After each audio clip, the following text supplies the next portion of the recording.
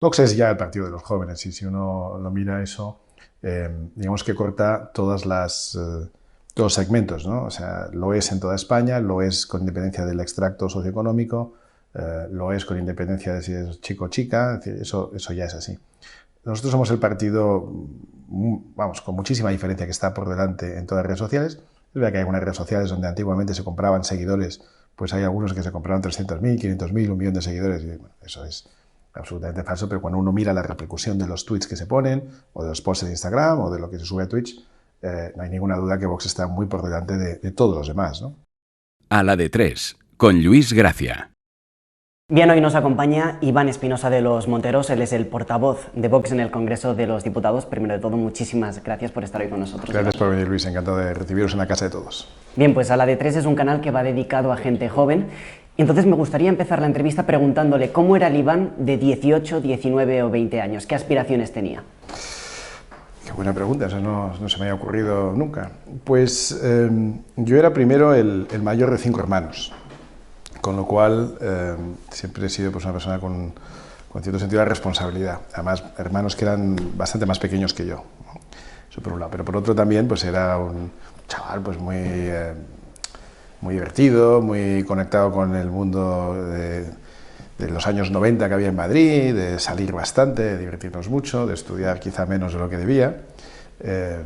Y con aspiraciones, pues yo estudiaba económicas empresariales y lo que yo pensaba en esa época era que me gustaría probablemente pues, primero aprender en alguna multinacional, como así fue, luego estuve trabajando en una gran auditora y una gran consultora y un gran banco de inversión, para posteriormente pues quizá montar mi propio negocio, que también fue así al cabo del tiempo. No era exactamente como yo me lo imaginaba, pero sí fue. Y lo que no me imaginaba nunca es que iba a acabar en el Congreso de los Diputados. Eso sí que no entraba en mis planes a esa edad, seguro que no. Fue en las elecciones del 2018, las andaluzas, donde, bueno, Vox se propulsó. Entonces, ahora que han pasado varios años y tiene más sentido, bueno, crítico, con más perspectiva puede verlo sucedido, ¿por qué piensa usted que se promovió este cambio? Bueno, te decía que yo nunca me veía en política, no se me había ocurrido jamás, pero siempre hemos tenido, unos cuantos amigos y yo, interés por la política. Pero interés por la política como lo tenía por el fútbol, por las chicas o por los coches, ¿no? Tampoco me veía jugando en el Real Madrid, no me veía de ligón profesional ni me veía de piloto de Fórmula 1. Lo que pasa es que la política ha ido evolucionando de una manera que llega un momento que pensamos que no se podía dejar solo en manos de los políticos, porque España es un país con muchísimo talento, yo creo que tenemos jóvenes con mucho talento que lo están demostrando en muchos sectores, en redes sociales, en el sector audiovisual, tenemos trabajadores muy cualificados, tenemos emprendedores, tenemos cocineros, deportistas, artistas, tenemos gente muy cualificada y con mucho talento, pero tenemos un segmento de la sociedad que yo creo que representa mal al conjunto de españoles, que es el de los políticos, por motivos que podemos entrar a explicar, pero son un poco largos. Quizá la clase política no está poblada de la gente más o mejor preparada para representar a España. Entonces, como consecuencia de una degradación de la política y de la desaparición de una serie de valores y la constatación de que nadie más estaba defendiendo cosas en las que unos cuantos creíamos, pues nos metimos en esta aventura de intentar crear una startup, que es lo que fue una startup, pero política. Como muchas ideas innovadoras y como muchas startups, costó muchísimo arrancar y fue una sucesión de fracasos y fracaso tras fracaso durante más de 5 años, porque efectivamente las elecciones andaluzas fueron el 18, en diciembre, pero el partido se había fundado en el 13.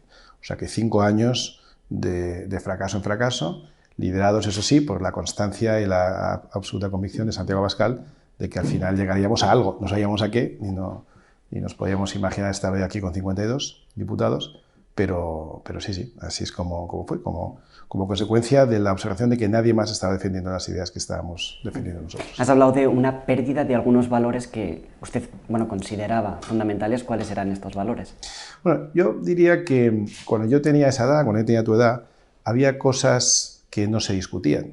Se discutía muchas cosas. La discusión política había por otros derroteros y había debates interesantes, intensos, porque no es que no se discutía mucho. Y si uno mira en la hemeroteca las cosas que se han dicho aquí, Felipe González y Aznar y incluso Suárez, se han dicho cosas y se han debatido ideas interesantes. Pero había cosas que no se discutían. No se discutía la unidad de España, por ejemplo.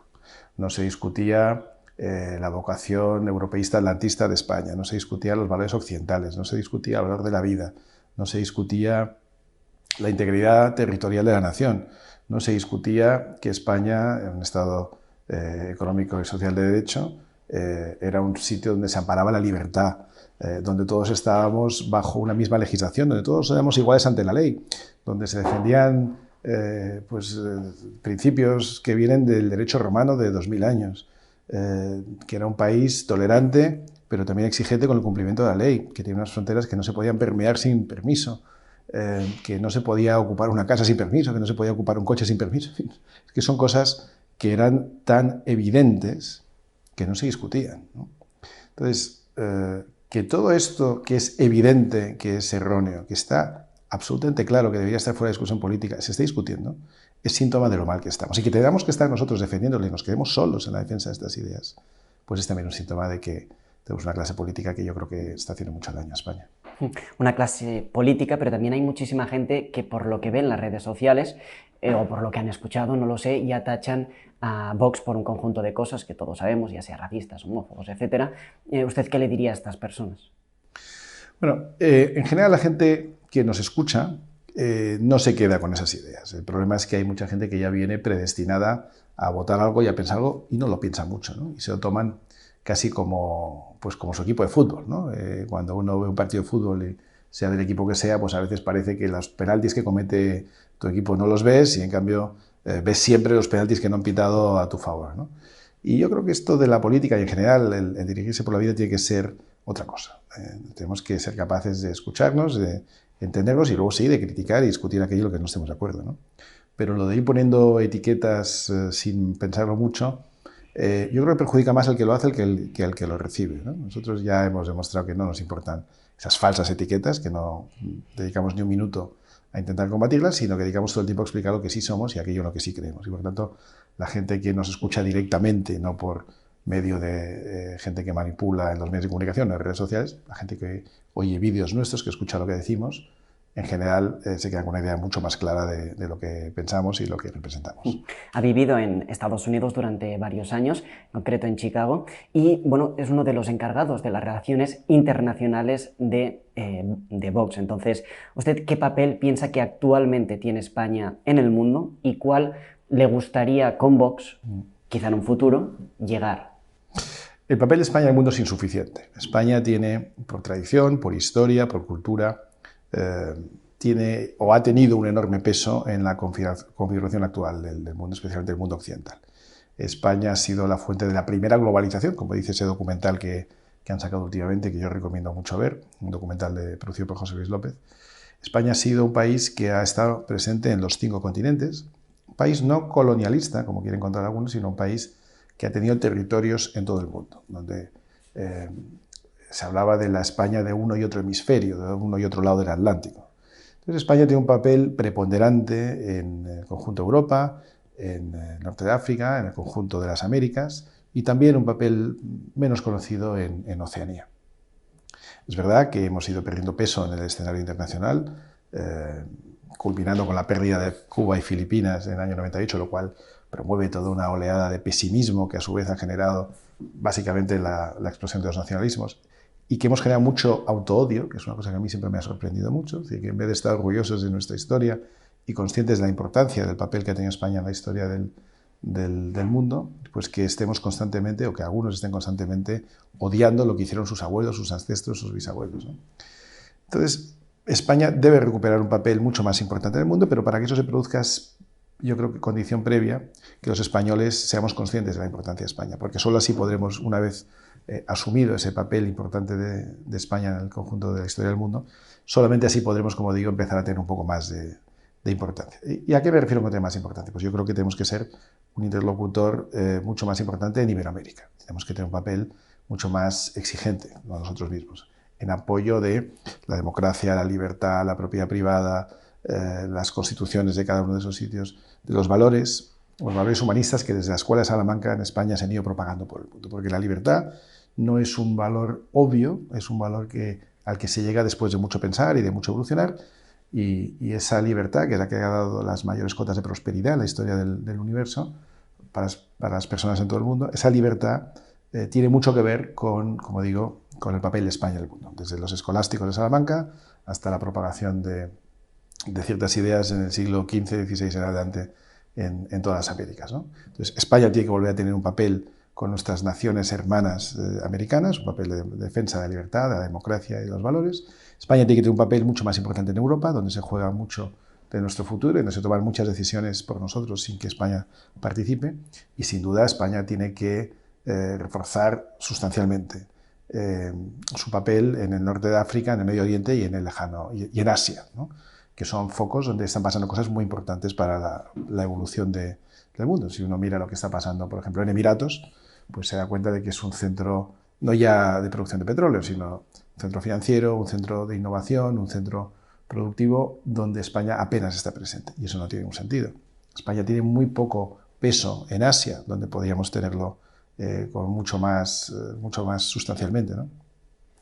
Eso requiere toda una serie de políticas y toda una serie de ideas que, como digo, tienen como condición previa que nosotros mismos nos lo creamos, que estemos orgullosos de nuestro papel, que seamos humildes respecto a nuestra posición, pero ambiciosos para recuperar un papel mucho más importante. Ahora volveré al tema internacional, permíteme deslindar una cosilla, y es que una de las maneras de poder conocer nuestra propia historia es pues gracias al cine. Me gustaría preguntarle qué piensa del cine español en cuanto a materia histórica se refiere.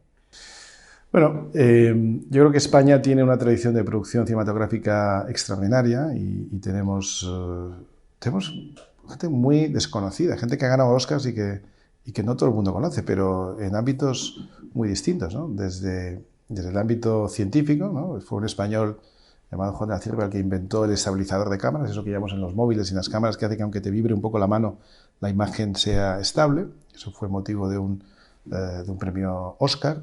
Tenemos a Néstor Almendros, que creo que fue el primer español que tuvo un premio Oscar. Y España tiene una gran tradición de producción cinematográfica, tiene una gran capacidad de producir y de producir a costes mucho más competitivos. Tenemos unos escenarios naturales absolutamente únicos, porque hay pocos sitios donde en un espacio tan reducido puedas tener pues, un mar como el Mediterráneo, otro distinto como el Cantábrico, otro como el Atlántico, puedas tener picos, puedas tener montañas, puedes tener desiertos, puedes tener ciudades. Y luego tenemos un enorme talento, tanto artístico como de producción y de staff de producción y postproducción, ¿no? Por tanto, tenemos todos los elementos para hacer buen cine. Lamentablemente, en los últimos 20-25 años, pues ha habido una enorme proporción de películas españolas históricas, como dices, que han decidido utilizar el cine, como un medio de manipulación, como un medio de adoctrinamiento, mintiendo, cambiando la historia y enseñando siempre la peor parte posible de nuestra historia, ¿no? Bueno, esto es una cosa que la izquierda ha hecho muy bien para sus intereses, muy mal para España, y de la que tenemos que ser muy conscientes. Eso yo creo que ha llegado a un punto en el que ya está generando mucho rechazo. La última película, por ejemplo, de Pedro Almodóvar, que es un gran director de cine, una persona cuyo mérito es indudable, que ha llevado el nombre de España por el mundo, pero que se ha vuelto pues, una persona un poco desagradable y muy agresiva con la mitad de los españoles, los que no piensan como él, más o menos la mitad, pues ha sido un fracaso en taquilla, cuando ha tenido otras películas que han sido grandes éxitos hace unos años, porque hace unos años se dedicaba a hacer cine, hoy se dedica a hacer propaganda a través del cine. Bueno, pues eso tiene sus consecuencias, ¿no? Entonces, aquellos que se dedican a hacer propaganda han tenido un buen caldo de cultivo durante los últimos 25 años, donde todos los gobiernos les han ido ayudando a hacerlo, y ahora pues hay un ligero cambio cultural en el que la gente yo creo que ya está saturada de ese tipo de cosas y no se va a seguir premiando el cine hecho en contra de nuestra propia historia. Volviendo al tema internacional, últimamente Santiago Abascal, estos últimos meses, se ha reunido con Víctor Orbán, con el primer ministro de Polonia, con Eduardo y Jair Bolsonaro, con Giorgia Meloni de Fratelli d'Italia. Entonces, ¿qué ve Santiago Abascal o qué ve Vox en Polonia y Hungría, por ejemplo, o en Brasil?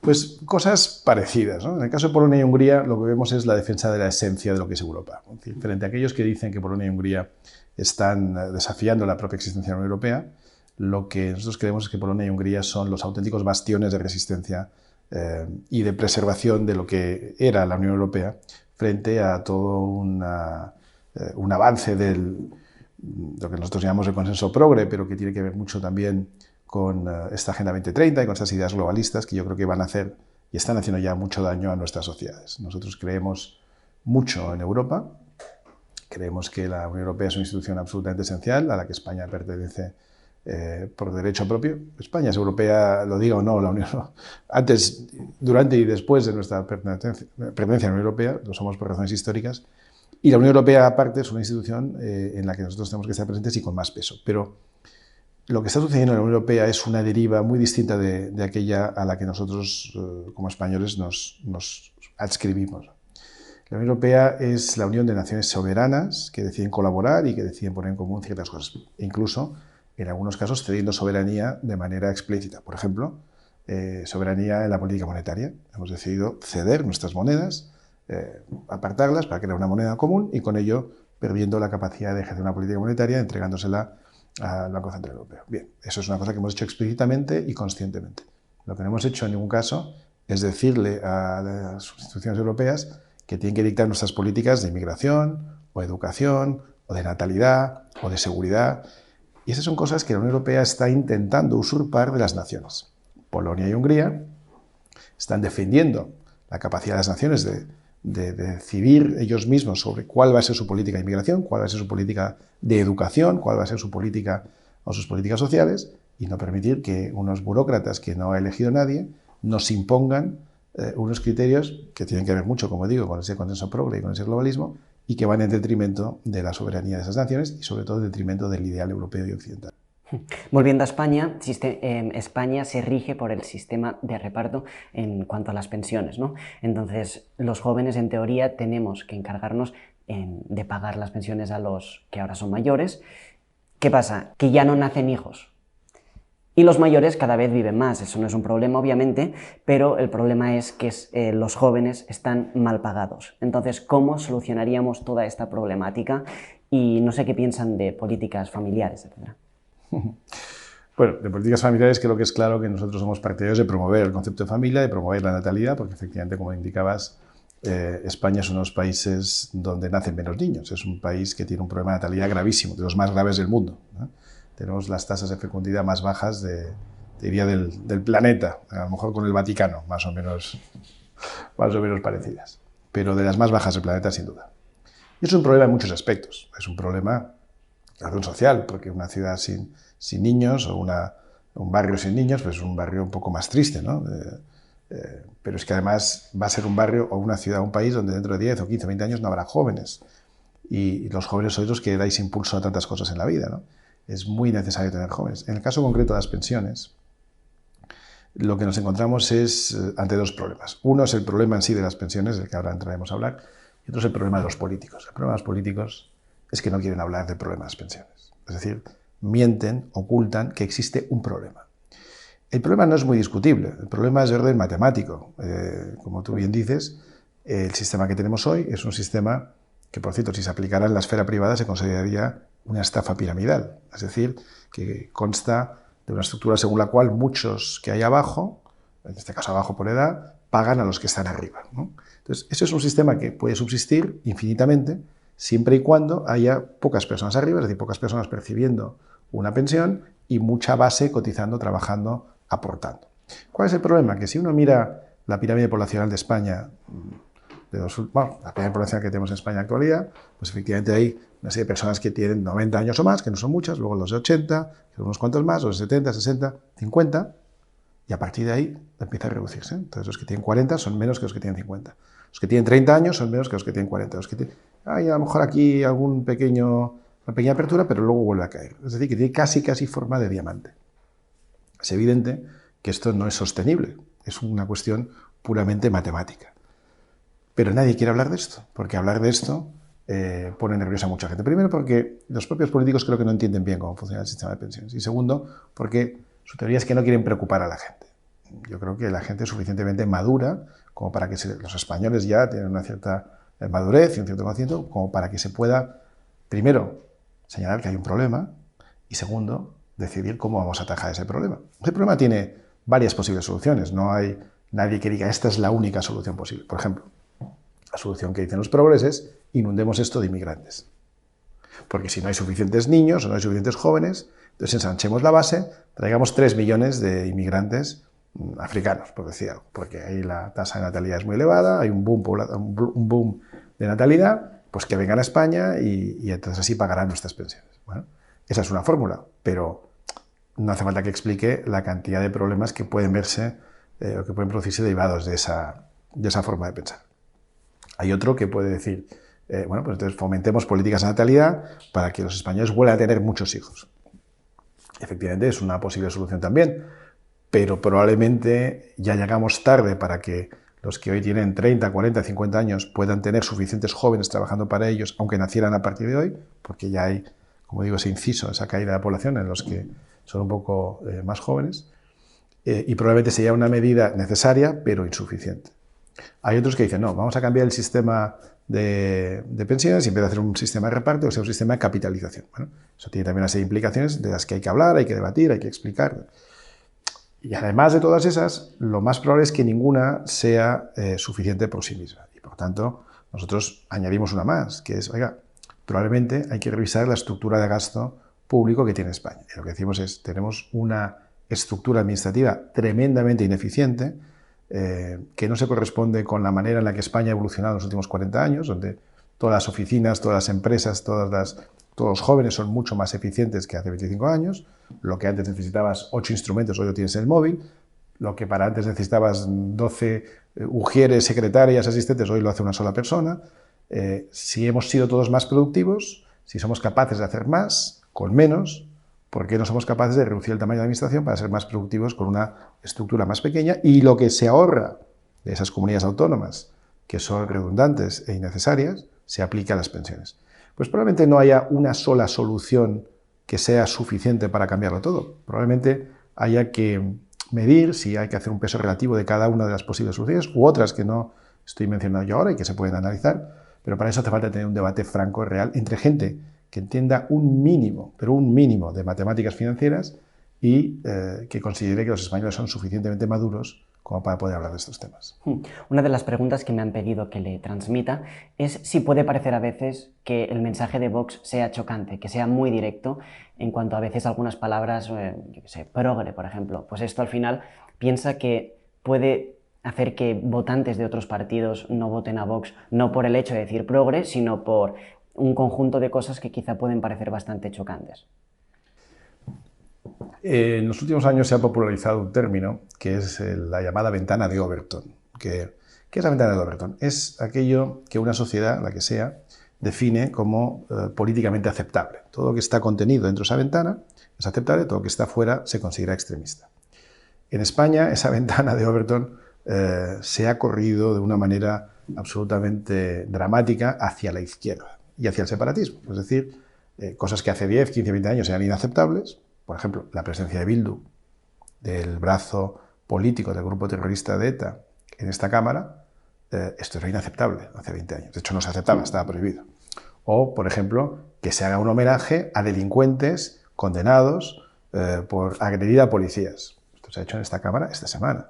Esto era impensable hace 10 años. A mí no se me ocurre hoy que se pueda hacer un homenaje, por ejemplo, a etarras con delitos de sangre, pero quizá dentro de 5 años, si seguimos por esta vía, se acabe aceptando. Bien, pues esto explica por qué cosas que decimos de absoluto sentido común parezcan difíciles de tragar o difíciles de asumir, mientras que otras cosas que son absolutamente radicales de verdad, desde el otro lado, se consideren normales. Que digamos progre choca, pero que nos llamen fascista, ultraderecha, machista, xenófobo, racista, eso es normal. Eso es producto, como digo, de una deriva que se ha ido llevando lo que es políticamente aceptable, lo que es políticamente comprensible, hacia la izquierda y hacia el separatismo. Pero son dos grandes males que han hecho muchísimo daño a España. Y lo que nosotros aspiramos es a redefinir esa ventana para volver a traerla a un punto razonable, donde se puede ser de izquierdas o derechas, se puede ser progresista o se puede ser conservador, se puede ser liberal, se puede ser estatalista, y eso forma parte de una conversación, incluso de un debate, que puede ser, como decía al principio de la charla, pues puede ser acalorado, como lo ha sido en este caso durante muchos años, sí, que puede ser vehemente, pero dentro de un marco de sentido común, de lo razonable, y por cierto de respeto, porque es que en esta Cámara, desgraciadamente, pues se pierde mucho respeto, especialmente cuando se ponen nerviosos porque ven el avance de un partido como el nuestro que es completamente antitético, que es la antítesis de lo que ellos están defendiendo. El problema es que este consenso progre es un consenso al que han contribuido mucho no solo la izquierda y el separatismo, sino también los que teóricamente estaban para hacerles frente. Yo oigo aquí cosas que dice el Partido Popular, que si te las enseñara no sabrías muy bien si las ha hecho el Partido Popular, si las ha hecho el PDeCAT, si las ha hecho el PSOE, si las ha hecho Podemos, porque están de acuerdo en cosas increíbles, pero absolutamente increíbles. Yo oigo discursos o leo expresiones que, como te digo, pues pueden ir desde Bildu hasta el PP y nadie sabría distinguir uno de otro, ¿no? Entonces hay un enorme consenso que nosotros efectivamente estamos desmontando. ¿Eso genera a veces alguna sorpresa? Sí, porque como digo, estamos redefiniendo la ventana de Overton y modestamente creo que estamos poco a poco cosechando modestos éxitos que tienen que ver con, que estamos acuñando nuevos términos, estamos utilizando palabras nuevas, estamos detrás de las palabras y de los términos hay conceptos que no se vienen defendiendo desde hace 15 o 20 años, que se habían perdido y que estamos recuperando porque creemos que son buenos para España. Y en ese proceso pues siempre hay un elemento de sorpresa inicialmente, pero conforme vamos anclando los conceptos y vamos anclando el vocabulario, las ideas se van sedimentando y yo, por lo que veo, creo que esto es una tendencia creciente. Y creo que en muy poco tiempo veremos unos números de aceptación de las ideas de Vox, afortunadamente, que hoy son impensables. Esta aceptación, bueno, va relacionado con lo que te quería preguntar ahora, y es que mirando algunos datos de las redes sociales, Vox es el partido con más seguidores en algunas redes sociales, como por ejemplo Instagram, que es la red social de los jóvenes, junto con TikTok, por ejemplo, y también es el único partido que tiene Twitch, etc. Entonces, ¿pretendéis que Vox sea el partido de los jóvenes o Vox es el partido de los jóvenes? Vox es ya el partido de los jóvenes y si uno lo mira eso, digamos que corta todos los segmentos, ¿no? O sea, lo es en toda España, lo es con independencia del extracto socioeconómico, lo es con independencia de si es chico o chica, es decir, eso ya es así. Nosotros somos el partido, vamos, con muchísima diferencia que está por delante en todas las redes sociales. Es verdad que hay algunas redes sociales donde antiguamente se compraban seguidores, pues hay algunos que se compraron 300.000, 500.000, 1 millón de seguidores, y bueno, eso es absolutamente falso, pero cuando uno mira la repercusión de los tweets que se ponen, o de los posts de Instagram, o de lo que se sube a Twitch, no hay ninguna duda que Vox está muy por delante de todos los demás, ¿no? Es el partido de los jóvenes y es el partido de gente que poco a poco va conociendo y va entendiendo un poco mejor nuestras ideas, muchas veces gracias a los jóvenes. Para nosotros los medios de comunicación son una barrera porque están absolutamente todos en manos de la izquierda o algunos en manos del PP. En ambos casos no sé si es irrelevante porque en ambos casos son filtros que impiden que nosotros lleguemos a la gente, lo mismo los periódicos, lo mismo las radios, pero las redes sociales son el último reducto donde podemos contar nuestras cosas. También se nos van poniendo filtros e impedimentos. Antiguamente, cuando empezamos, nuestra principal red social era WhatsApp y mandábamos WhatsApp masivos. Se nos limitó, no solo a nosotros, pero se limitó el número de reenvíos que se podía hacer por WhatsApp. Entonces nos fuimos a Facebook y Twitter, pero a Twitter y Facebook nos suspendían las cuentas cuando decíamos cosas que no les gustaban. Entonces pasamos a Instagram, pero en Instagram pues quizá haya menos problemas que en Twitter, ¿no? Y así es como vamos dando a conocer nuestras ideas. Entonces, el papel de los jóvenes es absolutamente fundamental porque a ellos les llega la información directamente, puesto que no ven la televisión o no ven los informativos en televisión, no leen los periódicos tradicionales, sino que se informan por redes sociales y absorben la información de manera directa. Luego te gustará o no te gustará, pero por lo menos sabes exactamente lo que estamos diciendo porque no te viene filtrada por gente que te quiere manipular. Y una vez que has obtenido esa información, si te gusta o si no te gusta, pues lo dejas, pero si te gusta, son los jóvenes que están explicándoselo a sus padres, a sus abuelos, a sus hermanos mayores, los que están haciendo una labor importantísima para nosotros. Así que sí, le damos muchísima importancia a las redes porque le damos mucha importancia a los jóvenes. Y ya para terminar, Iván, no sé qué aconsejaría a la gente joven que escuche esta entrevista. Bueno, pues no soy muy original, siempre digo lo mismo, ¿no? Yo a los jóvenes les digo que se diviertan, que lo pasen bien, que tengan tiempo libre, que conozcan amigos, amigas, que liguen, todo eso, sí, pero también que se formen bien. Porque en vuestro futuro la gran división no va a ser entre gente con mucho dinero, gente con poco dinero, gente de familias conocidas o desconocidas, o pueblo, campo, pueblo o ciudad. La gran división viene entre gente que tiene formación valiosa y gente que no. Gente que va a tener habilidades que el mercado aprecie y por tanto remunere y gente que no.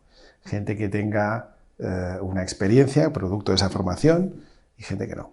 Así que acostumbraros a estudiar, a formaros, a leer, a ser críticos, a tener pensamiento crítico, leyendo fuentes alternativas. No porque lo diga Vox es verdad, pero tampoco porque lo diga la izquierda es verdad. Es decir, merece la pena escuchar, leer, meditar, profundizar y luego formarse una opinión poco a poco. Y si las cosas van cambiando, pues ir modificando o ir enriqueciendo la opinión que tiene uno, ¿no?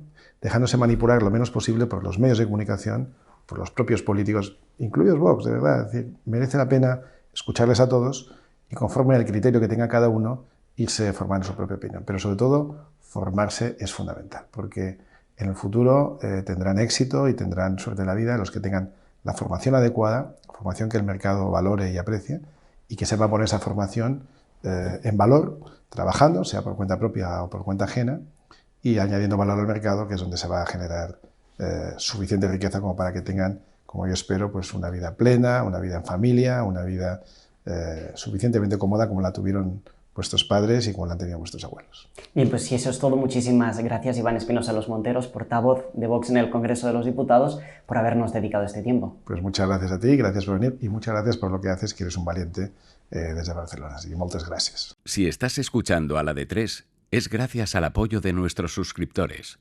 Vamos, únete a ellos para que sigamos creciendo y con ello el programa. Muchísimas gracias.